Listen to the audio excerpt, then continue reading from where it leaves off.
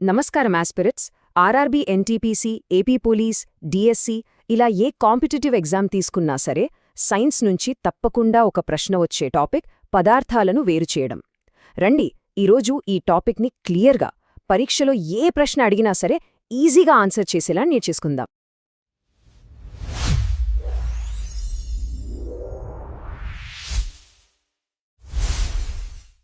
Okay, ఈరోజు మన ప్రయాణం ఎలా సాగుతుందో చూద్దాం.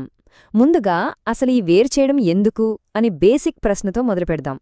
ఆ తర్వాత సింపుల్గా చేత్తో చేసే పద్ధతులు, కొన్ని సహజ శక్తులను వాడే టెక్నిక్స్, ఆ తర్వాత కొంచెం డీప్గా వెళ్ళి ఘనపదార్థాలని ద్రవాల నుంచి ఎలా వేరుచేయాలో చూద్దాం.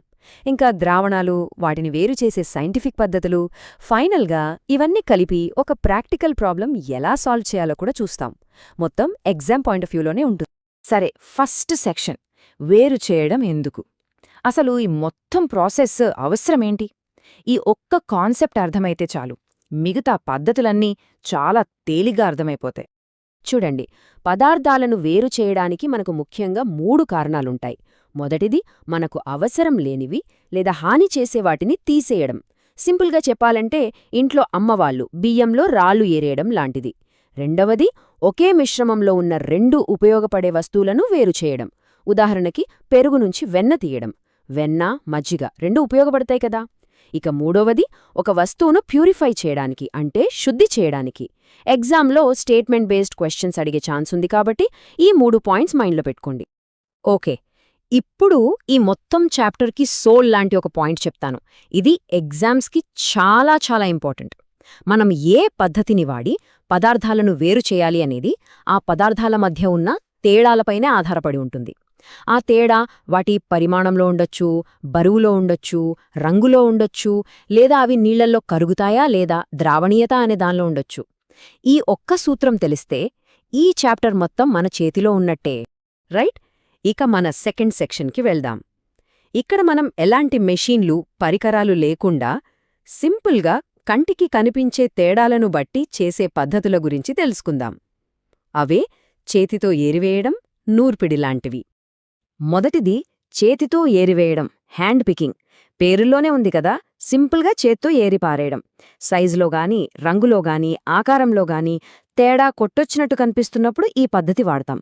ఎగ్జామ్ పాయింట్ ఏంటంటే, ఈ పద్ధతి ఎప్పుడు ఎఫెక్టివ్గా ఉంటుంది అని అడగొచ్చు.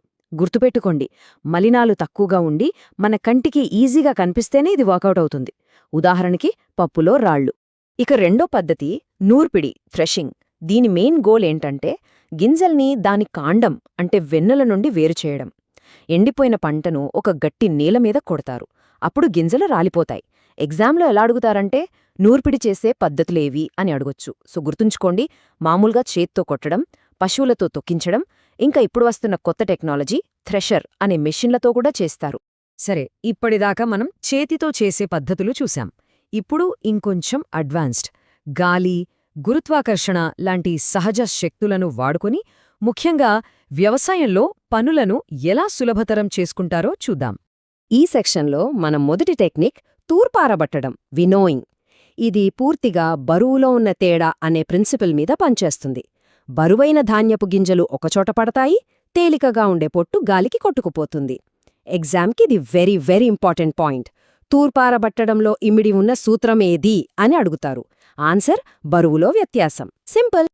నెక్స్ట్ మెథడ్ జల్లెడ పట్టడం, సీవింగ్. తూర్పారపట్టడం బరువు మీద ఆధారపడితే, ఇది మాత్రం కణాల సైజులో ఉన్న తేడా మీద ఆధారపడి ఉంటుంది. చాలా సింపుల్ కదా. జల్లెడలో ఉన్న రంధ్రాల కన్నా చిన్నగా ఉన్నవి కిందకి పడిపోతాయి, పెద్దగా ఉన్నవి పైనే ఆగిపోతాయి. ఉదాహరణకి గోధుమ పిండిని జల్లించడం, లేదా కన్స్ట్రక్షన్ సైట్లలో ఇసుక నుంచి రాళ్లను వేరుచేయడం.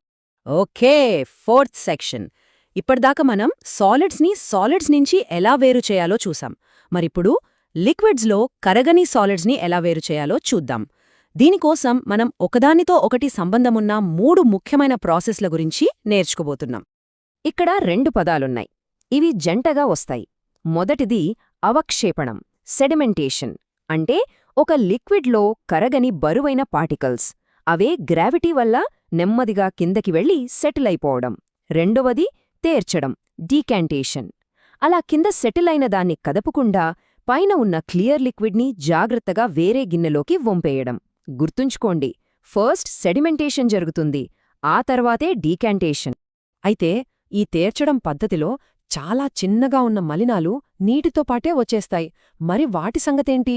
అలాంటి సిచ్యువేషన్లోనే మనం వడపోత, ఫిల్ట్రేషన్ అనే పద్ధతిని వాడతాం. ఇక్కడ మనం ఫిల్టర్ పేపర్ లాంటిది వాడతాం. లిక్విడేమో ఫిల్టర్లోంచి కిందటి వెళ్ళిపోతుంది, కానీ ఆ చిన్న చిన్న సాలిడ్ పార్టికల్స్ మాత్రం ఫిల్టర్ పైనే ఉండిపోతాయి. సో ఇది డీకాంటేషన్ కన్నా చాలా ఎఫెక్టివ్ పద్ధతి. ఫిల్ట్రేషన్ అనేది మన డైలీ లైఫ్లో భాగం. ఫర్ ఎగ్జాంపుల్, మనం తాగే టీలోంచి టీ ఆకుల్ని వేరు చేయడానికి వాడే స్ట్రెయినర్ ఒక రకమైన ఫిల్టరే. అలాగే పన్నీర్ చేసేటప్పుడు ఆ గడ్డను వేరు చేయడానికి ఒక క్లాత్ వాడతాం కదా, అది ఫిల్ట్రేషనే. ఇక ల్యాబ్స్లో అయితే నీళ్లలోంచి మట్టి లాంటి సూక్ష్మమైన కణాలను తీయడానికి ఫిల్టర్ పేపర్ వాడతారు. ఇవన్నీ perfect examples. Right, fifth section, ద్రావణాలు, దశమార్పులు. ఇప్పుడిదాకా మనం నీళ్లలో కరగని వాటి గురించే మాట్లాడుకున్నాం. కాని ఉప్పు నీళ్లల్లో కరిగిపోయినట్టు ఒక సాలిడ్ లిక్విడ్లో కంప్లీట్గా కలిసిపోతే అప్పుడెలా వేరు చేయాలి? దీనికి మనం ఆ పదార్థం యొక్క స్టేట్ని, అంటే ఫేజ్ని మార్చాల్సుంటుంది. ఇలాంటి వాటి కోసం మనం వాడే పద్ధతే బాష్పీభవనం, ఎవాపరేషన్. సింపుల్గా చెప్పాలంటే ఒక లిక్విడ్ని వేడి చేసి గ్యాస్గా, అంటే ఆవిరిగా మార్చడం. ఎగ్జామ్స్లో దీనిమీద రిపీటెడ్గా అడిగే క్వశ్చన్ ఏంటంటే, సముద్రపు నీటి నుంచి ఉప్పును ఎలా తయారు చేస్తారు అని. దానికి ఆన్సర్ ఇదే.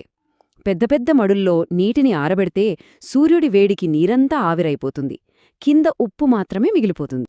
కానీ బాష్పీభవనంలో మనం నీటిని కోల్పోతున్నాం. మరి ఆ నీరు కూడా మనకు కావాలంటే ఏం చేయాలి? అప్పుడు మనం సాంద్రీకరణం, కాండెన్సేషన్ అనే ప్రాసెస్ని వాడాలి. ఇది ఎవాపరేషన్కి కంప్లీట్ ఆపోజిట్. ఆవిరి చల్లబడి తిరిగి నీటి చుక్కలుగా మారడాన్నే కండెన్సేషన్ అంటారు. సో ఈ రెండిటినీ కలిపి వాడితే ఉప్పు నీటిలోంచి ఉప్పుని, మంచినీటిని రెండిటినీ వేరువేరుగా పొందొచ్చు. సరే, ఇప్పుడు ద్రావణాలకు సంబంధించి ఒక టెక్నికల్ టర్మ్ నేర్చుకుందాం. సంతృప్త ద్రావణం, సాచురేటెడ్ సొల్యూషన్. అంటే ఏంటంటే, ఒక గ్లాసు నీళ్లలో మనం ఉప్పు కలుపుతూ ఉన్నామనుకోండి. ఒక స్టేజ్ తర్వాత ఎంత కలిపినా ఉప్పు కరగకుండా కింద ఉండిపోతుంది. ఆ స్టేజ్ని మనం సంతృప్త ద్రావణం అంటాం. అంటే ఆ నీటికి ఇంకా ఎక్కువ ఉప్పును కరిగించుకునే కెపాసిటీ లేదన్నమాట. ఈ డెఫినిషన్ ఎగ్జామ్స్కి చాలా ఇంపార్టెంట్. మరి ఆ సంతృప్త ద్రావణంలో ఇంకాస్త ఉప్పు కరగాలంటే ఏదన్నా దారి ఉందా? ఉంది. అదే టెంపరేచర్. మనం ఆ నీటిని వేడి చేస్తే దాన్ని కరిగించుకునే శక్తి పెరుగుతుంది. అందుకే చల్లని నీటికన్నా వేడి నీటిలో మనం ఎక్కువ పంచదార కలపగలం. ఇది చాలా ముఖ్యమైన కాన్సెప్చువల్ పాయింట్, గుర్తుపెట్టుకోండి. Okay, last section.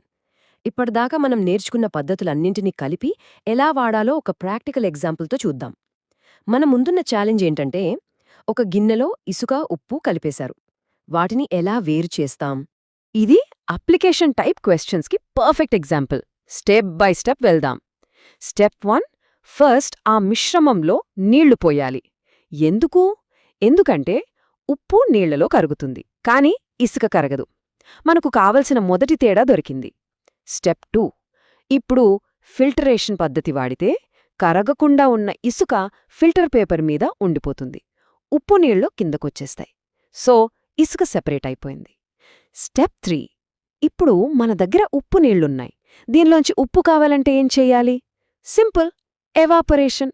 వేడి చేస్తే నీరంతా ఆవిరైపోతుంది, ఉప్పు మిగులుతుంది. ఇంక మనకా నీరు కూడా కావాలంటే ఆ ఆవిరిని కండెన్సేషన్ చేస్తే సరిపోతుంది. చూసారా ఎలా అన్ని పద్ధతులు వాడామో? ఈ సీక్వెన్స్ చాలా ఇంపార్టెంట్. అందుకే ఈ మొత్తం చాప్టర్ యొక్క సమ్మరీ ఒక్కటే లైన్లో చెప్పాలంటే, ఏదైనా ఒక మిశ్రమాన్ని వేరు చేయాలంటే ముందు అందులో ఉన్న పదార్థాల గుణగణాలను, అంటే ప్రాపర్టీస్ని అర్థం చేసుకోవాలి. వాటి సైజ్, బరువు, కరిగే గుణం, వీటిని బట్టే మనం ఏ పద్ధతి వాడాలో డిసైడ్ చేయగలుగుతాం. సరే, ఫైనల్గా మీ నాలెడ్జ్ని టెస్ట్ చేయడానికి ఒక ప్రశ్న. ఒక మిశ్రమంలో ఉప్పు, కర్పూరం, క్యాంఫోర్ ఉన్నాయి. వీటిని ఎలా వేరు చేస్తారు? ఒక క్లూ ఇస్తాను. కర్పూరానికి ఒక స్పెషల్ ప్రాపర్టీ ఉంది. దాన్ని వేడి చేస్తే లిక్విడ్ అవ్వకుండా డైరెక్ట్గా గ్యాస్ అయిపోతుంది. ఆ ప్రాసెస్ పేరేంటో గుర్తు తెచ్చుకుంటే మీకు ఆన్సర్ దొరికేస్తుంది. ఆలోచించండి. Thank you.